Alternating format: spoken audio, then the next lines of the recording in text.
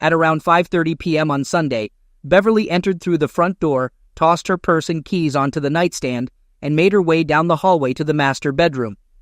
I'm unsure if she noticed me sitting in the office, but it didn't really matter. Over the past few years, I've practically become invisible to her. Approaching her, I retrieved her set of keys, took my spare keys from her, and then rummaged through her purse.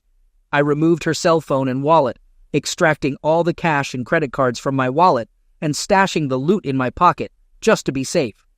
I also grabbed her driver's license before returning to my spot in the office.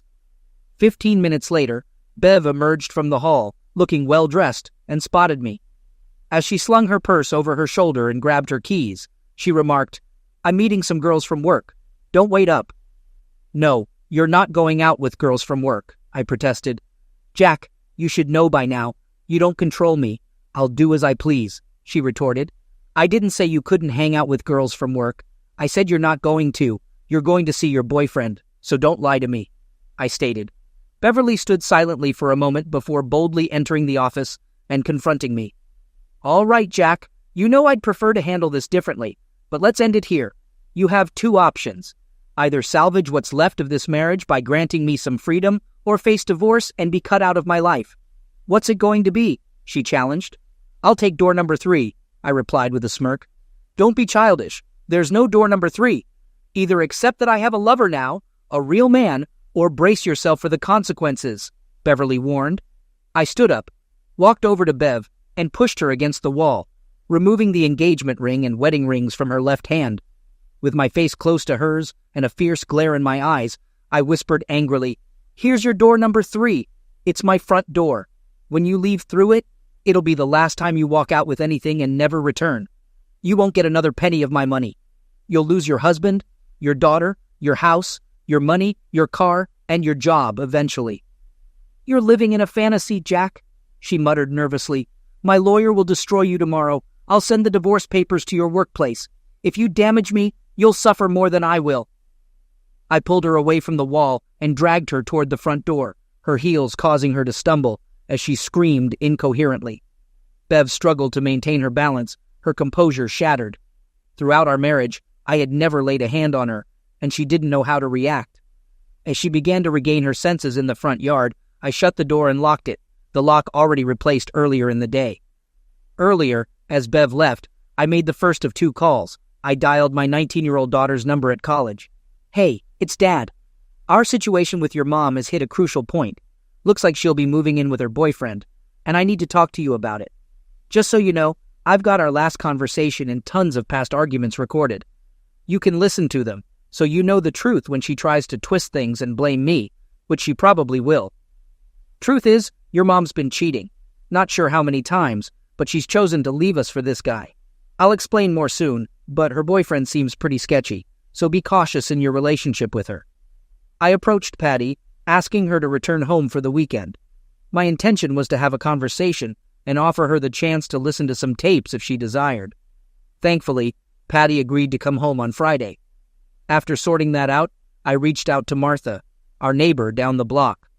"Martha, it's Jack," I said over the phone. "If the offer's still good, I'd like to take you up on it. Could you come over in about an hour?" I kept my explanation brief. I felt it was necessary to confide in Martha. Bev and I had met young, married, and soon had Patty.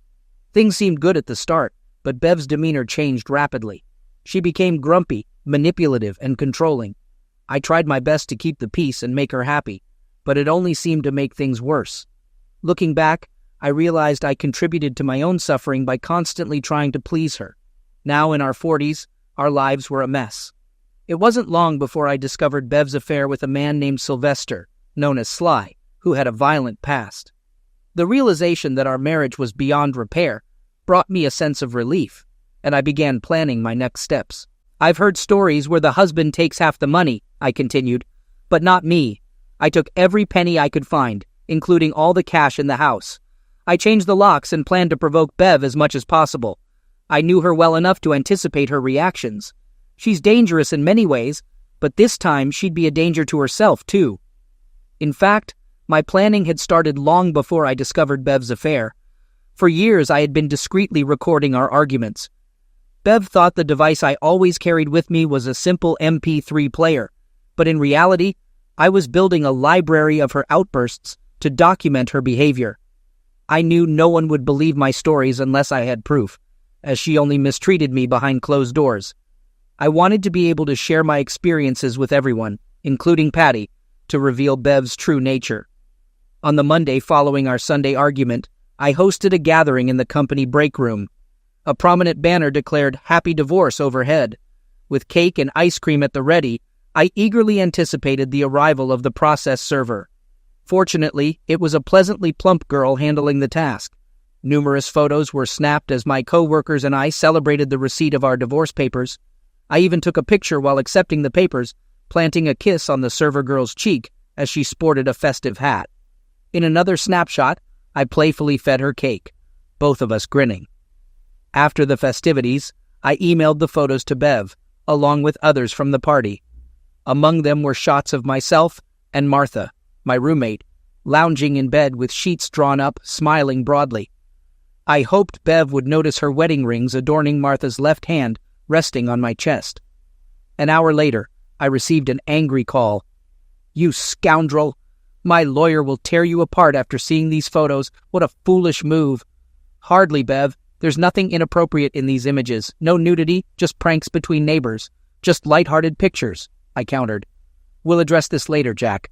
I'll swing by the house this evening to retrieve some belongings. It might be best if you're not there." "If I'm absent, you won't gain entry. All locks have been changed. If you need anything, be there well before 6:45. Martha and I have plans at 7 o'clock, and I'd rather not be late." Last night marked the most satisfying closeness I've experienced, and tonight promises to be even better. With that, I ended the call and ignored her subsequent 5 attempts.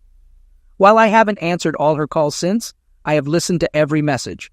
Unlike other men in similar situations, there was a good chance Bev might slip up or accidentally reveal a secret in her angry messages. And indeed, she did divulge herself several times in the following weeks. At 4:30 that day, I drove to Bev's workplace parking lot, aiming to arrive before the evening rush. Confirming the absence of security cameras, what I had to do would be swift. Pulling up beside Bev's car, I circled around her, using wire cutters to sever the valve stems on all her tires. Oh, she'd certainly be enraged.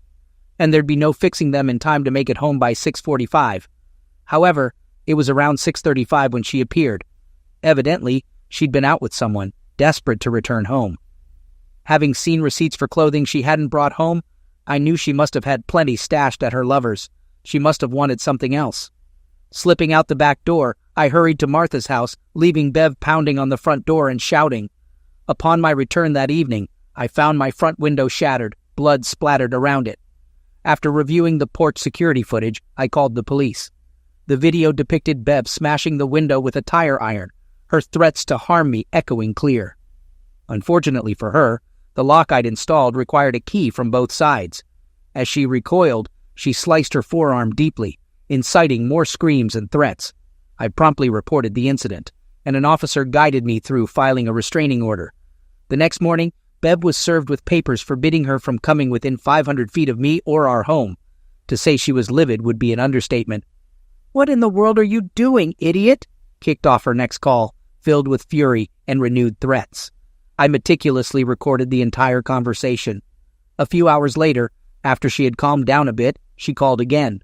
This time, she mentioned sending her friend Lindsay to retrieve some of her belongings that evening. What could she be so desperate to retrieve from the house, I wondered. Suspicions brewing, I agreed to meet Lindsay at 5:30 p.m. on Tuesday. To prepare, I left work a bit early to set up a video camera in my bedroom, with a monitor discreetly installed in my office. Lindsay arrived promptly, and I greeted her warmly. While she packed some clothes into 2 black plastic trash bags, I sat on the bed, observing. Lindsay looked at me nervously, and then requested water from the kitchen. I smiled and left. Upon glancing at the monitor, I noticed Lindsay pulling a shoebox from her closet and placing it into a bag nearby. She then resumed selecting clothes. Upon her return with water, I observed her continuing to pack.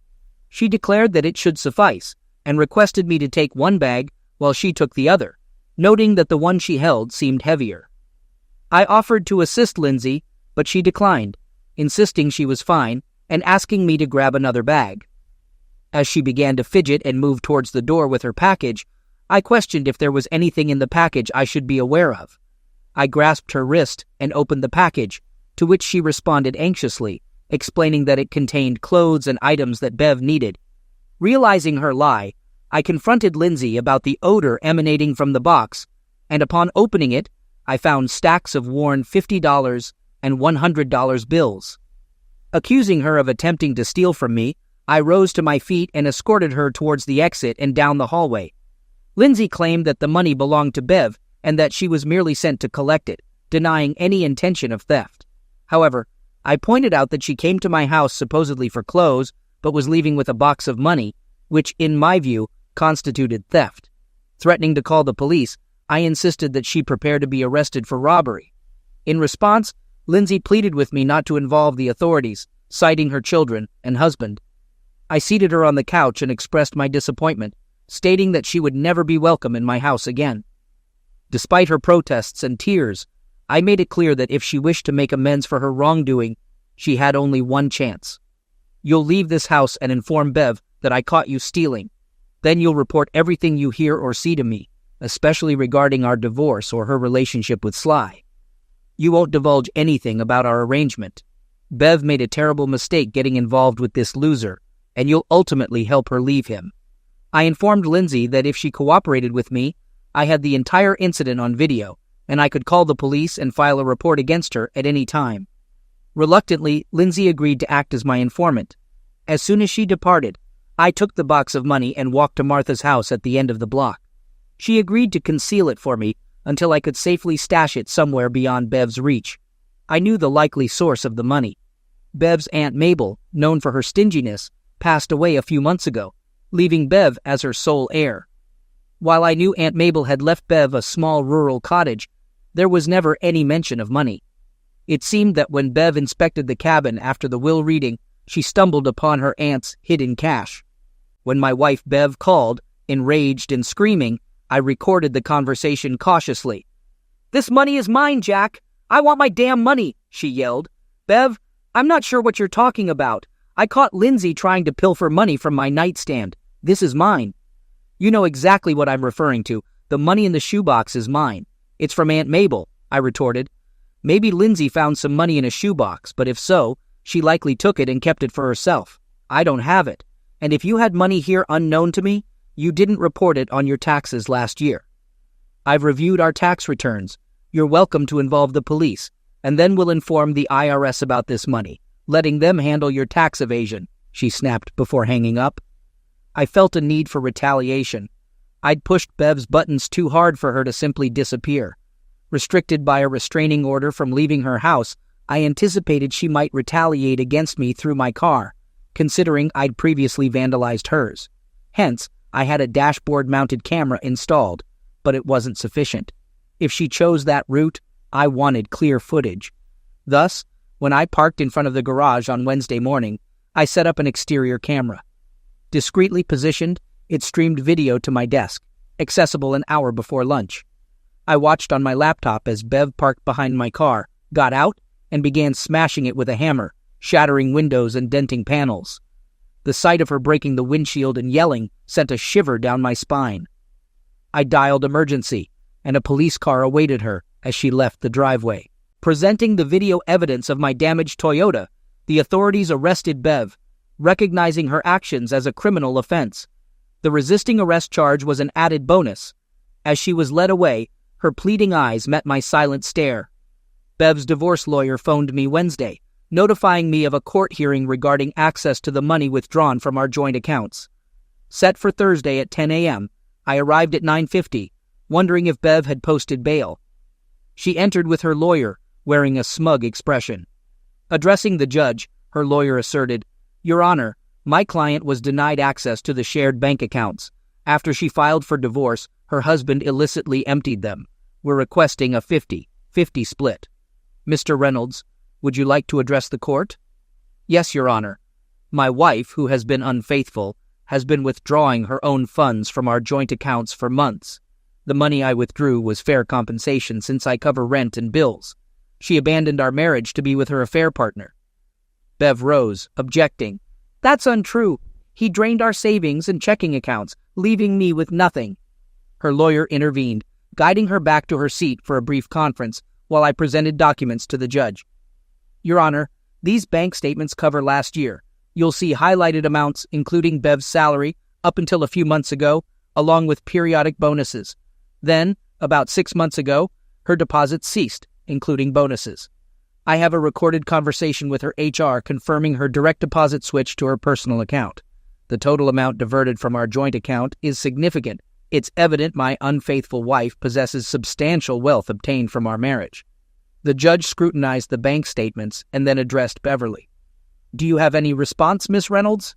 Her lawyer rose cautiously, stating, "Your Honor, even if my client has personal funds, Mr. Reynolds is still obligated to provide her with her fair share."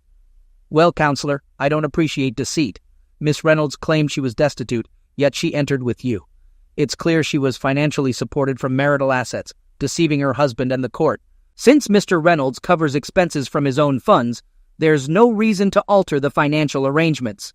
Property division will be addressed in the final divorce decree. Case closed." As I left, Bev confronted me in the hallway. I began noting her threats. "Bev, you're violating the restraining order. I'll contact the police if you don't leave. By the way, how was jail? Ready for more time there? You're facing criminal charges." Though she seemed ready to retaliate, I continued toward the exit. She stood, fists clenched, face flushed. Later that evening, I went to a different bar where I had previously encountered an intriguing man named Zeke. Fortunately, he was there. I greeted him and asked if he remembered me, to which he replied that my name wasn't important. Zeke then mentioned that he still had the beat-up car. Expressing his disdain for the car, he explained that his wife had taken the good one when she left with her new lover. He complained about the broken air conditioning and his inability to afford a replacement. I inquired about his car insurance and suggested that if he followed my advice, I might be able to help him get something better. Zeke responded by saying he was listening. "Let's imagine you're driving down 38th Street, and suddenly a gray cat dashes out in front of you. Naturally, you hit the brakes, and there's a chance the lady behind you might rear-end your lousy car at speeds over 15 miles per hour. Your car could end up totaled, but as long as you're firmly against the headrest with your seatbelt on, you should be okay. Insurance will take care of the damages. Plus, you could at least afford a car with air conditioning." "But what if the lady who hits me gets injured? I can't do that to her." "Well, I can assure you she'll be an unfaithful wife, and there won't be anyone else in her car if you follow my instructions. What do you think about that?" "Oh man, that would be great. I can't stand cheaters. And I definitely need to get rid of this car. Park at the corner of 38th and Lessing by 5 p.m. tomorrow. Keep an eye out for a blue Miata leaving the parking lot and heading your way. Pull out in front of it. She doesn't like passing other cars, so drive a block or so until she's tailing you. Then you'll spot a cat darting across the road. Get ready and hit the brakes hard. Just stay in the car. Afterward, dial emergency and mention a possible neck injury. And by the way, we've never met.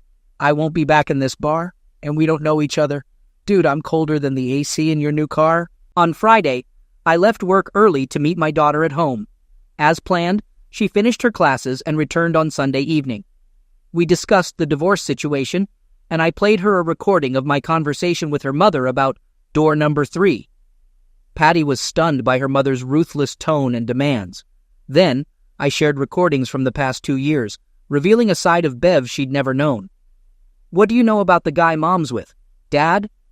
I know he's trouble, and I want you to steer clear of him. If you must meet your mom, make sure it's in a public place. I don't know what he's capable of to get to me. In any case, always have something to protect yourself if there's even a hint he might be around. Patty, I knew your mom and I had our issues, but I never realized the extent of it. What went wrong between us?" This was a question I had anticipated, so I proceeded to offer a condensed version of my viewpoint to Patty. I explained to her that her mother and I had fundamentally different perspectives on marriage. After reflecting on the matter, I conveyed to Patty that I had identified 4 main ways power could be distributed in a relationship. There are instances when neither party takes the lead, resulting in a situation where everything drifts aimlessly like a ship without a rudder.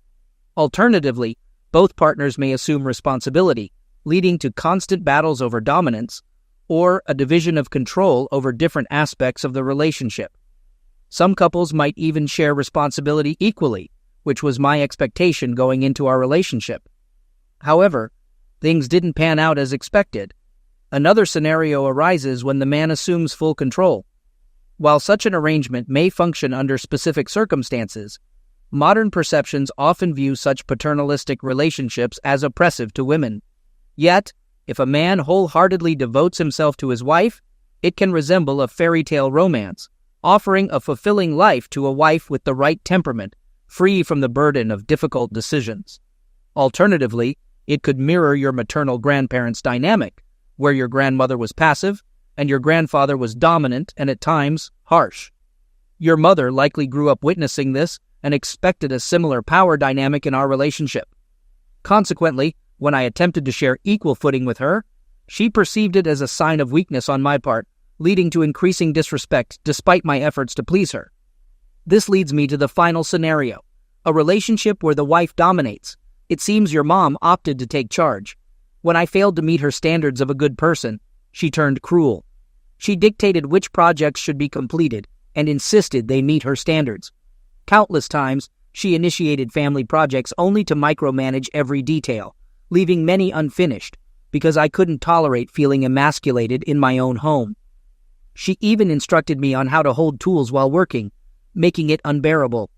In such cases, when the wife dominates, it goes against human nature. I don't comprehend how this dynamic can function. While a husband may remain loving and affectionate, the wife loses respect for him as she exerts control. I believe this dynamic has manifested in our relationship. As I began to resist, Beverly perceived it as a lack of responsibility on my part. By then, she already viewed me as weak. When I refused to be bossed around, she saw me as a rebellious child. I doubt I'll ever regain her respect. This divorce may be my final opportunity to earn it back. I explained to Patty that she would understand my actions when she realized how difficult it was to assert my intolerance for her mother's lifestyle. I advised her that when making significant decisions in her future relationships, such as starting a family or choosing careers and homes, it was crucial for mutual respect to prevail. I emphasized the importance of both Patty and her partner understanding what to expect to avoid the unhappy situation Beverly and I found ourselves in. In response, Patty assured me that she would keep my advice in mind and promised to consider it. Shortly after, the phone rang. "Mr. Reynolds, this is Memorial Hospital. Your wife was in a car accident. She's stable and not severely injured, but she'll be with us, at least for the night." Patty and I drove to the hospital, and I allowed her to enter the room first. She didn't stay long, and afterward, I requested to speak with Bev alone. When she emerged, wearing a gloomy expression, I suspected Patty had spoken harshly to her. "God, you look terrible, Bev," I remarked with a slight grin. "What a dreadful week, huh? First, you lose your marriage, husband, and home. Then you get served with a restraining order and arrested for a felony. Next, you lose some of your expected money, and now your car is totaled, and you're here in the hospital with a broken wrist and a bruised face from the airbag. Seems like this divorce is turning out much better for me." "Freak you," she retorted. "Oh, Bev, where's your old sly charm? Has he come to visit yet? Don't worry, he's probably busy with one of his other 2 women right now." Her complexion turned pale. "You probably didn't know about the others when you started all this, did you? Well, looks like you know now. I wonder how long it will be before he wants you to serve one of them. I never thought of you as a people pleaser, but that might be a good skill to learn considering how much you'll need it in prison." "I'm not going to jail. My lawyer will get these false charges dropped." "Really? You crash my car and threaten my health, and you think you'll get off easy? Because when I spoke to the DA, he made it clear he's gunning for you. He's got photographic evidence and an upcoming election to win. Now he's aiming to look like a hero cracking down on crime. I believe he'll push for the maximum penalty." She simply sat there, staring at me. "By the way, did you decide which car insurance company to contact?" I asked. "Car insurance? What are you talking about? We still have the same old." "Wait, so you didn't bother getting insurance this week when you filed for divorce? I removed your car from my insurance. You must have known about this, considering you insisted on having only your name on your Miata. If you didn't get insurance this week, you're in serious trouble. You'll face fines, towing costs, and 3 years of payments. That Miata may end up in a junkyard while you're still paying for it. And since you won't have a job after your felony conviction, you may not need another car. Plus, you'll likely have to cover the medical bills for the guy you hit, and his insurance company will demand payment for the damages. Damn it. But at least you have your own medical insurance, right? I'm on yours. No, I removed you from my health insurance on Monday. Didn't you take care of that too? Baby, you're in big trouble. The ambulance ride, ER visit, x-rays, doctor's fees, cast for your arm, hospital stay, and follow-up care will cost thousands and thousands of dollars. Hey, speaking of medicine, the other day I was reminiscing about when you fell ill a couple of years back. Remember? I took a week off to care for you. I held your head while you were vomiting and cleaned up everything afterward. When you couldn't make it to the bathroom in time, I called the doctor and went to the pharmacy to get you medicine. Then, a week later when you felt better, you started scolding me again, insulting me, and calling me names. I wonder how well old Sly will take care of you next time you're sick. Well, it's time for me to call Sly now that you think he's done with his other woman. I wish you a good life. As I left, Beverly sat there crying, but I didn't care anymore. Everything went on as usual for some time. I kept in touch with Lindsay occasionally. She started worrying about Sly's influence over Bev, and gradually, Lindsay distanced herself from her. Then one evening, as I returned home and headed to my front door, I was attacked on the lawn. I was cautious about possible attacks, but I didn't see this one coming. A guy wearing a ski mask knocked the wind out of me, twisted my arm behind my back, and demanded I give him the box of money and tell the DA to drop the charges. I felt helpless, but still had the car alarm remote in my hand. I pressed the panic button, setting off the alarm. Sly got furious, hit me again, and then ran off quickly as the neighbor's porch lights turned on and people started looking out. I yelled for someone to call emergency, and a police officer arrived a few minutes later. I wasn't injured enough for an ambulance, and Sly was long gone. None of my neighbors could identify him, so he escaped punishment for the attack. An even bigger shock came when I told my daughter about it the next day. Dad, I didn't want to tell you, but I also had an encounter with Sly. Mom called me to talk. I agreed, but insisted we meet away from his apartment. She asked me to pick her up, but when I arrived, she sat me down on their couch. Then Sly came out and talked to me. He said since Mom wasn't coping well with her injuries in bed, I would have to tend to his needs. He claimed she owed him, and I would have to pay for it. I looked at my mother, and she just stared at the floor without saying anything. Sly told me to make her comply. Mom looked at me and pleaded, saying, "Please, baby, stay with him. It won't be that bad, and I really need you to do this for me." He then approached me, grabbed my wrist, and tried to force me to stand up, saying we were going to the bedroom. With my right hand on the pepper spray in my purse, I sprayed it in his face when he pulled me away. He screamed, grabbed his face, and I grabbed my purse, attempting to pull my mother out the door, but she resisted and went toward him. I yelled at her to come with me, but she chose to assist him in the bathroom, so I left. I can't believe my own mom tried to set me up with that idiot. I don't know if I can ever forgive her for this. I was boiling with anger, like any father in my situation. Contemplating my Beretta in the bedroom, I almost reached for it. After a while, my daughter reassured me, confirming she wasn't damaged, and advised me to consider the future. I made Patty promise not to walk alone until after the trial and always to have protection with her.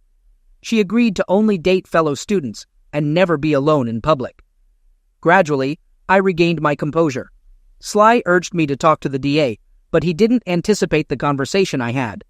I presented a recording of my daughter discussing Sly and reminded him of Sly's attack on me. The DA inquired if I'd consider leniency toward Bev or dropping the charges. Absolutely not. I insisted on seeking the maximum penalty. Bev is under the control of this manipulative person, and separating them is the only way to help her. A stint in prison might straighten her out. The district attorney agreed, and the trial proceeded. I felt fairly confident at home and work, but there were moments of vulnerability, especially when entering or leaving the garage. However, I was cautious during my commute. Our house sits about 10 miles down the ranch road, with only one turnoff in the next 15 miles. I was well aware of other potential danger zones. During the long drive home, I always had my Beretta with me. One evening, a few days before Bev's trial, I noticed headlights of a pickup truck behind me about 2 miles from home, sending shivers down my spine. Soon, it was tailgating me aggressively, just 20 feet from my rear bumper, going 55 miles per hour. I called emergency on my phone and activated the voice recorder. As I accelerated to 70 miles per hour, the pickup kept pace. Frantically, I requested the emergency operator to contact the detective investigating my assault. The truck continued to tail me for another 5 miles as I narrated the situation. With the pistol lying next to me, I prepared for potential danger. As I approached a bridge spanning a small creek bed, I suspected the driver would attempt to force me off the road. Approaching the bridge, about 100 yards away, the pickup accelerated, indicating its intent to force me off the road. I briefly glimpsed Bev's face in the passenger seat as it pulled up beside me. I braked sharply, causing the car to skid, but maintaining control. Although the truck stopped ahead of me, my quick braking prevented a collision. My car slid to a halt by the roadside, its rear resting on a slope leading down to the creek bed. Exiting the car, I grabbed my weapon, phone, and recorder, descending the steep gravel slope beneath the bridge. As I descended, I noticed the pickup's brake lights illuminate. Navigating in the darkness, I cautiously felt my way under the bridge. Despite the risk of encountering a rattlesnake, I was more concerned about other dangers. Breathing heavily, I sought a secure hiding spot, eventually stopping and tilting the Beretta. I waited anxiously, but heard nothing for a while. Cell phone contact with emergency was lost. Attempting to redial in the dark proved futile due to poor signal reception. I was stuck, uncertain if help was on the way. At least the ominous growl of the pickup truck overhead was absent. I resolved to remain stationary, prepared to spend the night there if necessary. It felt like an eternity, but it was probably only 5 or 10 minutes before I heard a siren in the distance, approaching from the same direction as me. Realizing they were far behind, I began walking up the hill, leaving the Beretta under the bridge. Raising my hands as I approached the road, I implored the arriving police not to shoot. Observing 2 cars parked across the road, blocking both lanes, I heard sirens from the other side and saw a pickup truck heading back to the bridge. I stumbled and fell into the mud. While my view was limited, I heard the pickup screech to a stop, and officers ordered the driver to exit and lie on the ground. Other police cars following the pickup stopped behind it. Soon, Bev and Sly were in custody on attempted slaughter charges. Though deeply worried, I returned home, showered, and attempted to sleep to no avail. When your spouse faces multiple felonies, divorce appears remarkably straightforward. The judge expressed sympathy, and Bev and her lawyer offered little resistance. Desperate to minimize her prison sentence, Bev proposed conceding virtually everything in the divorce for assistance in reducing her punishment. During the sentencing hearing, I testified to Bev's prior virtues before falling under Sly's influence. I expressed a willingness to forgive her over time for attempting to end my life. Omitting her likely infidelity and years of torment, I could not interpret her facial expression in court, nor did I speak to her directly. Ultimately, Sly received a lengthy prison sentence. I hope he shares a cell with a burly inmate named Bubba, who finds him particularly appealing. The judge showed more leniency towards Bev, but she won't be eligible for parole for at least 3 years. So it's been approximately 4 years since Bev was incarcerated. The DA's office informed me that she was granted parole about a year ago. I kept waiting to hear from her, knowing she's not in contact with Patty. Revenge seemed promising, but it didn't live up to expectations. I found myself unable to stop dwelling on everything that had unfolded. So, unexpectedly, I reached out to my ex-wife. "Bev, this is Jack. I have something of yours, and I want it back." I phoned the rehab center where Bev resided now. For a few moments, there was no response. "Beverly, I want to give you a shoebox. Can you hear me? Can we arrange to meet so I can return it to you?" I thought she might hang up, but finally she responded, "Where? When? I don't care." We agreed to meet at a neutral location, like a restaurant, or she could come to my house. I suggested Sunday. "Are you free on Sunday?" After a brief silence, she replied, "I'll be there on Sunday." At 2 p.m., the phone rang. How does one prepare to confront their ex-wife, the mother of their child, the woman who attempted to eliminate them, and a convicted felon?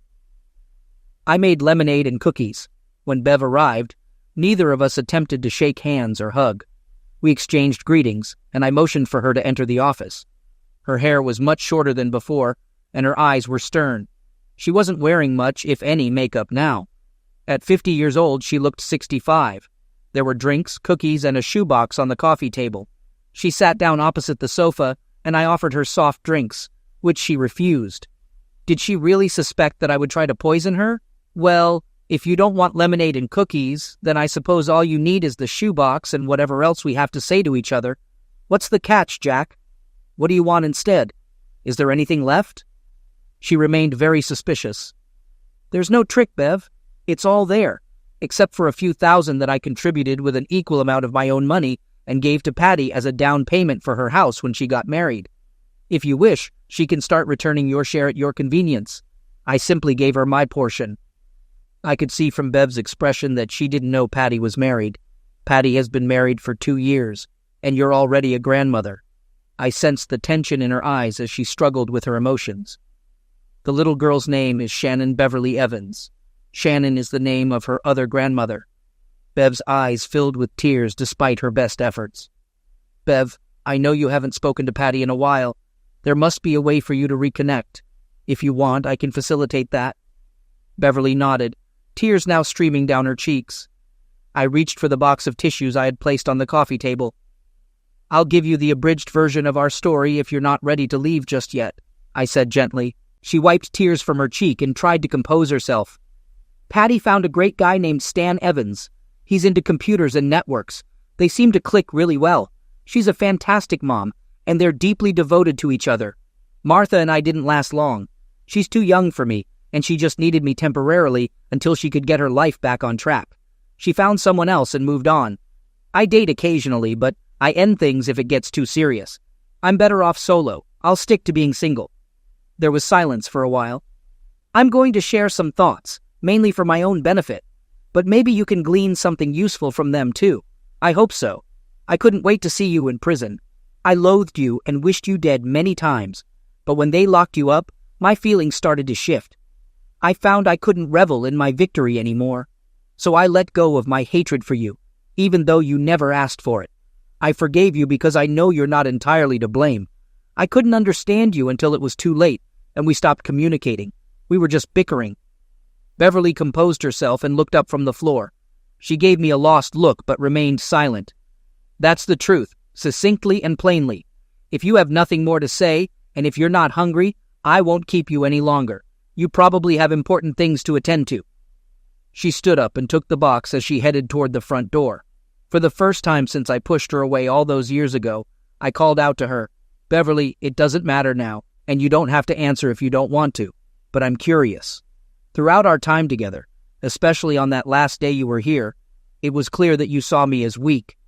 Do you still think I'm a pushover, Bev? She paused with her hand on the doorknob and glanced back at me. She expressed her feelings bitterly, stating that she hated me and believed I had been cruel, asserting that I had ruined her life. After a moment of pause, she added that she didn't consider me to be a pushover. Following this statement, she disappeared from my life permanently.